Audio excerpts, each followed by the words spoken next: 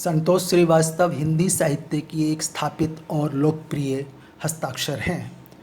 आपकी अब तक कहानी, उपन्यास, कविता, स्त्री विमर्श, संस्मरण की अब तक 18 से ज़्यादा पुस्तकें प्रकाशित हो चुकी हैं। 4 अंतर्राष्ट्रीय, मॉरिशस, कंबोडिया, ताशकंद, बैंकॉक तथा 20 राष्ट्रीय स्तर के पुरस्कार आपको प्राप्त हो चुके हैं। जेजीटी विश्वविद्यालय राजस्थान से पीएचडी की मानद उपाधि आपको प्राप्त है। मुझे जन्म दो माँ स्त्री के विभिन्न पहलुओं पर आधारित पुस्तक रेफरेंस पुस्तक बुक के रूप में विभिन्न विश्वविद्यालयों में शामिल है।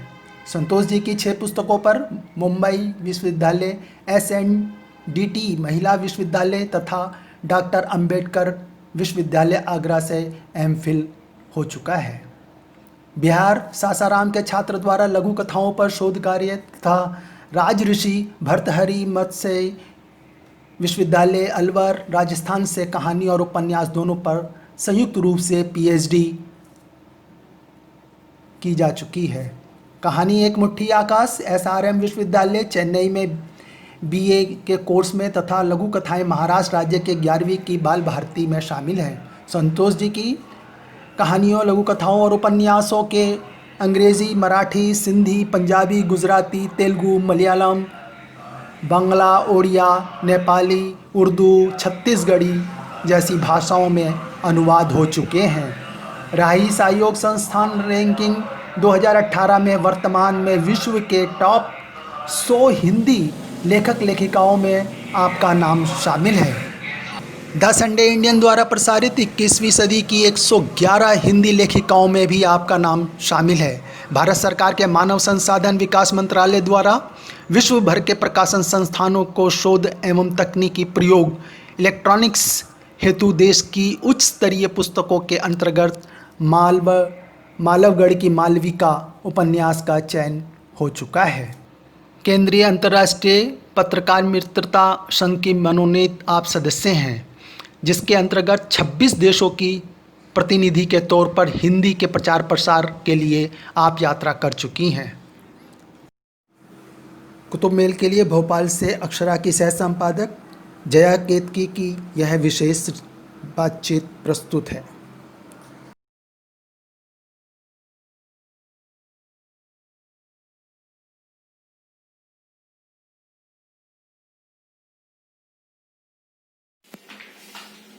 नमस्कार जया जी। संतोष जी, आप देश की नहीं बल्कि पूरे विश्व की अंतर्राष्ट्रीय स्तर की लेखिका हैं। कैसे आपके मन में ये विचार आया कि आप लेखन से जुड़े? कहाँ से आपको ये प्रेरणा मिली? जया जी, वैसे तो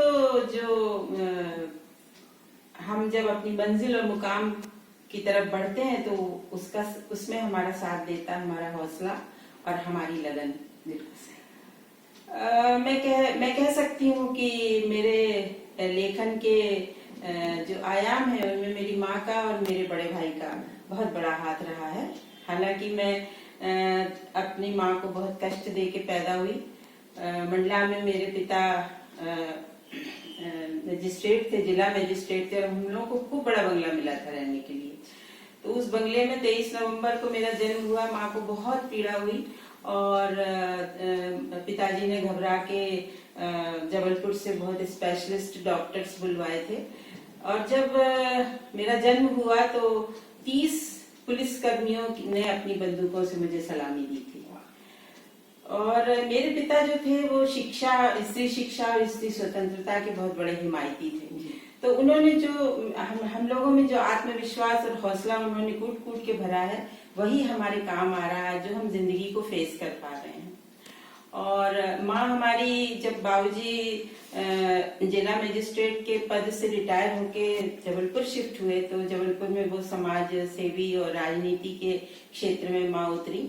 और उन्होंने वो बहुत अच्छी उर्दू और फारसी की ज्ञाता थी, तो उन्होंने उस पे गीत भी लिखे, वे स्वयं भी गाती थी। मेरी रचनाओं से भी वो वाकिफ हुई और उन्होंने कहा कि देखना एक दिन तू सूरज सी चमकेगी। वही तो माँ का बहुत बड़ा हाथ है। माँ मेयर भी रही जबलपुर में। और मेरे बड़े भाई कवि थे, समाचार संपादक रहे हैं नवभारत में, जो जबलपुर से दैनिक पेपर निकलता है, और नाट्यकर्मी भी रहे। तो उनका जो क्षेत्र था पत्रकारिता का, उसका मेरे ऊपर बहुत असर पड़ा। मैं पत्रकारिता, बिल्कुल ऐसा लग रहा था कि मुझे पत्रकार भी बनना है। पत्रकारिता के बीज उन्होंने ही मुझ में बोए, और उनका अभिनीत किया हुआ नाटक जबलपुर के शहीद स्मारक भवन से दिखाया गया था, मैन विदाउट शैडोज, जिसको आज भी वहाँ के लोग याद करते हैं। जब मैं बम्बई शिफ्ट हुई शादी के बाद, तो जब वहाँ पर मैंने पत्रकारिता में डिप्लोमा लिया, बीएड किया, और मुझे पत्रकारिता के क्षेत्र में मैंने कभी डेस्क वर्क नहीं किया, क्योंकि मैंने अध्यापन किया और फ्रीलांस किया मैंने। तो उसमें मुझे बहुत रिस्पांस मिला, सब जगह से बहुत से कॉलम इत्यादि लिखने को मिले, कवर स्टोरी मुझसे लिखवाते थे। तो इन सब जो मेरे पत्रकारिता का मेरा जुनून था, वो भी मेरे बड़े भाई का प्रेरणा थी उसमें। मतलब यूं कह लें कि आपको परिवार से ही विरासत में लेखन और पत्रकारिता बिल्कुल विरासत में मिला है हमको। ये हमारे डीएनए में जी, आपके डीएनए में। आज की भाषा में आपकी इतनी सारी किताबें दिखाई दे रही हैं, आपने इसका मतलब है बहुत लेखन किया, और 40 साल हो गए आपको लेखन। हाँ जी, बिल्कुल। जी जी। तो मैं आपकी मालवगढ़ की मालविका जो उपन्यास है, उसकी बात करना चाहूंगी। जी बिल्कुल। कि उसका क्या परिदृश्य था, और कैसे आपके मन में ये भाव पैदा हुए कि मुझे इस तरह का एक उपन्यास लिखना चाहिए। तो जरा हमारे दर्शकों पर। मालवगढ़ की मालविका उपन्यास बहुत सारे आयामों से गुजरा है। यानी हम कह सकते हैं कि बहुत उपलब्धियां उसने हासिल की हैं। सबसे पहले मैं ये बताऊंगी कि ये लिखने की प्रेरणा मुझे कैसे मिली। तो शायद 1985-86 का समय रहा होगा। तब देवराला में, राजस्थान के देवराला में रूप कुंवर सती हुई थी। अपनी 18 वर्षीय रूप कुंवर थी, जो अपने पति के संग उसको जबरदस्ती सती कर दिया गया था, और मीडिया ने इस बात को बहुत उछाला था। तो तब से मेरे मन में ये बड़ी खलबली मची थी कि मैं कैसे लिखूं, इसको मुझे लिखना ही है, तभी मुझे चैन मिलेगा। मुझे 5 वर्ष लगे इसको लिखने में।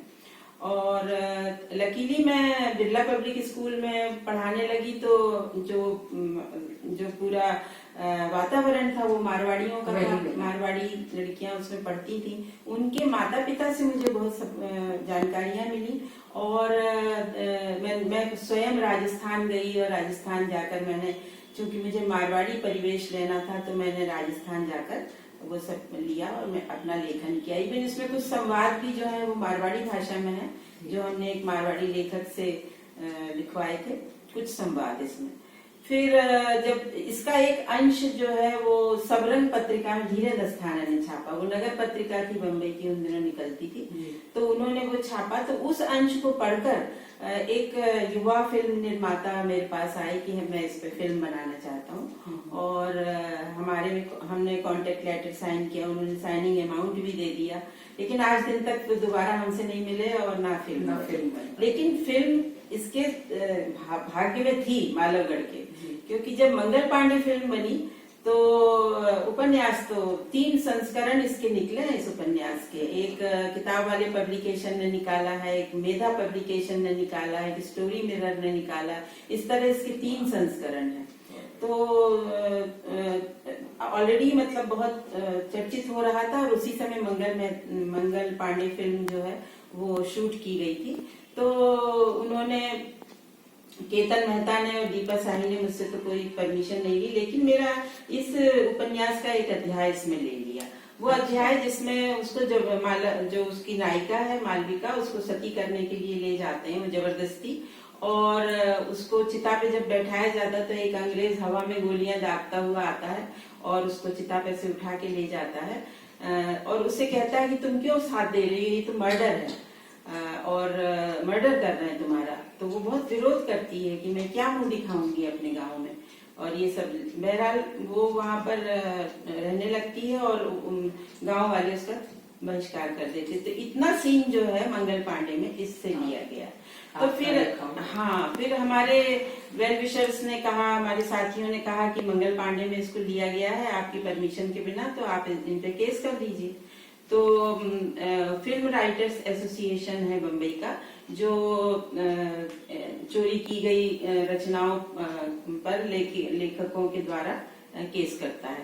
तो लेकिन मैं उसकी मेंबर नहीं थी उस समय, तो ये केस नहीं हो पाया। आर्थिक संकट भी था, मैं मेंबर भी नहीं बन सकी, 2500 रुपये फीस थी। अब तो हूँ मैं उसकी मेंबर, लेकिन मुझे खुशी है कि चलो फिल्म तो बनी, लोगों ने देखा जो आप दिखाना चाहते। फिर इसकी तीसरी महत्वपूर्ण बात यह है कि मानव संसाधन विकास मंत्रालय जो है वहां से इसको विदेशों में, विदेश के जो शोध संस्थान है वहां पर मतलब तकनीकी प्रयोग हेतु इसका उच्च स्तरीय पुस्तकों में इसका भी चयन किया। बहुत, और ये मेरे लिए एक राष्ट्रीय पुरस्कार जैसा है। बिल्कुल बिल्कुल। उपन्यासों की आपकी एक लंबी श्रृंखला है, और अभी पिछले वर्ष मुंबई पर भी एक उपन्यास आया। अभी फिलहाल आप किस विषय पर काम कर रही हैं? मेरे सभी उपन्यास जो हैं वो कई वर्ष लगते हैं लिखने में जी। एक वर्कशॉप भी हो रही थी उपन्यास की, वो भी केंद्र मानव संसाधन विकास मंत्रालय के द्वारा ही हुई थी। उसमें एक दर्शक ने मुझसे, मतलब श्रोता ने मुझसे पूछा था कि आपको इतने 5-5 साल क्यों लगते हैं, 6-6 साल क्यों लगते हैं? अरे रोज एक पन्ना लिखो और 365 दिन में एक साल में 365 दिन 365 पेज हो जाएंगे। तो मैं उसे क्या समझाती कि एक उपन्यास में आंकड़े रहते हैं, घटनाओं के सच्चाइयां हमको जुटानी होती है, हमको उस पे बहुत होमवर्क करना होता है। तो मेरे सभी उपन्यास, टेम्स की सरगम ले लीजिए, चाहे जितने भी ये रखे हुए हैं, इन सब में मेरे को लिखने में 5-5, 6-6 वर्ष लगे हैं। 8 वर्ष भी लगे हैं टेम्स की सरगम में तो। और इन दिनों मैं नागाओं पे लिख रही हूँ, जो कुंभ के नागा हैं, तो उस पर भी 4 वर्ष से मैंने बहुत से आंकड़े जुटाए, और आंकड़े जुटाकर मैंने नागाओं पे लिखने, इसमें मतलब एक प्रेम कहानी चलती है, एक अंग्रेज युवती और एक नागा की। तो वो मैं, क्योंकि तो भाई उपन्यास में कुछ तो डालना, रोचकता लाने के लिए, तो बहुत ज्यादा मुझे इतनी जानकारियां मिली है नागाओं की इस उपन्यास को लिखते हुए, कि वो लोग जो भस्म लगाते हैं शरीर पे, वो कोई धूनी की भस्म नहीं है। उस भस्म में बहुत सारी जड़ी बूटियों का वो हवन करते हैं। हवन करने के बाद जो राख होती है उसको दूध में भिगोते हैं, फिर उसके लड्डू बनाते हैं। लड्डू बना के फिर जैसे अपन आवा में ईंट पकाते हैं, ऐसे वो लड्डू पकते हैं। फिर जब वो पक जाते हैं पूरे, उनको ठंडा करके फिर कपड़ छन करके उसकी भस्म तैयार होती है, और वो भस्म वो लोग पूरे शरीर पे लपेटते हैं। और वो भस्म किसी भी वायरल को उनके शरीर में नहीं, दवा का काम, कोई मच्छर नहीं, कोई सांप बिच्छू कुछ भी नहीं, मतलब उनके शरीर पे असर होता है। ये बहुत मेरे लिए बहुत जानकारी भरा, बहुत रोचक, मजा आ रहा है इसको लिखने में। हर उपन्यास को आप इतना ही एंजॉय करती हूँ। राही सहयोग संस्थान रैंकिंग के द्वारा 2 वर्षों से उन 100 नामों में से एक होती हैं जो लेखन में जुड़े हुए हैं। तो आपको कैसा लगता है इतनी सारी ख्याति प्राप्त करके? आपको कैसा? ये मेरे लिए बहुत बड़ी उपलब्धि रही है, क्योंकि जब राही सहयोग फाउंडेशन के द्वारा मुझे सूचना दी गई कि सन 2018, पहले 2018 में विश्व के वर्तमान में 100 टॉप के लेखकों में मैं शामिल हुई, और 2019 में भी मैं शामिल हुई, मतलब 2 सालों से लगातार। तो कई लोगों ने आलोचना की कि भाई और भी बड़े बड़े लेखक हैं, वो क्यों नहीं इसमें शामिल किए गए? तो उनके कुछ नियम हैं, कोई भी रैंकिंग करता है तो उसके कुछ नियम होते हैं, कुछ वो उन नियमों का पालन करते हुए मैं उसमें खरी उतरी, तो उन्होंने मुझे शामिल कर लिया। और मेरे लिए एक राष्ट्रीय पुरस्कार जैसा है। अब सूची आने का इंतजार है 20 की। हाँ, देखते हैं क्या होता है। देखिए, लेखन की अनेक विधाएं हैं और आप सब पे काम कर रही हैं। लेखन की जो सबसे लघु विधा कही जाती है, लघु कथा, उस पर भी आप काम कर रही हो, और महाराष्ट्र के पाठ्यक्रम में भी उनको शामिल किया गया है। बिल्कुल। तो लघु कथा के बारे में आप कुछ बताइए। हाँ, जरूर। जब ये महाराष्ट्र बोर्ड की ओर से मेरे पास सूचना आई कि आपकी 2 लघु कथाएं, मुस्कुराती चोट और उषा की दिवाली। ये दो 11वीं के बाल भारती या युवक भारती क्या उसमें शामिल की गई हैं। तो हालांकि उसके पहले SRM विश्वविद्यालय चेन्नई के BA के पाठ्यक्रम में भी मेरी कहानी एक मुट्ठी आकाश लगाई गई थी। लेकिन इससे मुझे बहुत मतलब बच्चों तक लघु कथा पहुंचे 11वीं के, तो मैं बहुत खुश हुई। और वो लघु कथा के मुझे 5,000 रुपए मिले, मतलब उन वन टाइम ओनली। तो वो पढ़ाई जा रही। अभी नवंबर में जब मैं बम्बई गई तो SMDT कॉलेज में वंदना शर्मा जी हैं, वो हेड ऑफ द डिपार्टमेंट है वहाँ। 11वीं और 12वीं के छात्रों के बीच उन्होंने मुझे उपस्थित किया। तो इतना सुंदर वो, क्योंकि उनके ही कोर्स में लगाई गई थी वो लघु कथाएं, तो इतना सुंदर वो माहौल था। हर एक दीवार पे उन्होंने पोस्टर लगाए थे संतोष श्रीवास्तव, और वो चित्रकारी की थी उषा की दिवाली और मुस्कुराती चोट दोनों की। फिर जिस क्लासरूम में हमारा लेक्चर होना था, वो बोर्ड पे भी मेरा नाम और खूब फूल, इतना सुंदर लग रहा था कि कुछ पूछो नहीं। और लड़कियों ने फिर, चूंकि महिलाओं का कॉलेज है, लड़कियों ने दोनों लघु कथाओं के बारे में पूछा मेरे से, कुछ सवाल किए। फिर उन्होंने यह भी कहा कि हमें लघु कथा लिखने के कुछ नियम बताइए, वो भी मैंने उन्हें बताए। और मैंने उनसे, तो उन्होंने कहा मैडम हम भी लिखेंगे लघु कथा। मैंने कहा तो बहुत अच्छी बात है। तो मैंने कहा कि आप लघु कथाएं लिखिए, हमें भेजिए, हम एक संग्रह निकालेंगे। तो कुछ लघु कथाएं आई है बीच में, कोरोना लॉकडाउन की वजह से फिर थोड़ा काम बनता, लेकिन निकलेगा जरूर। व्यवधान ही हुआ है, रुकावट के लिए खेद है, लेकिन आगे गाड़ी चलती रहेगी। और आपसे बात करके बहुत अच्छा नहीं, अभी मैं आपको अपनी 2 लाइन सुनाती हूँ ना। लड़कियों का जो हुआ है, मतलब जो लघु कथा का कराया गया, उसके ऊपर से मैंने 2 लाइन का एक शेर सुना देती हूँ, उससे खत्म करते हैं कि तालीम याफ्ता हुई है जब से बेटियां, तालीम याफ्ता हुई है जब से बेटियां, बस्ती में एक शख्स भी जाहिल नहीं रहा। क्या बस्ती में। धन्यवाद। Subscribe now and press the bell icon. Never miss an update.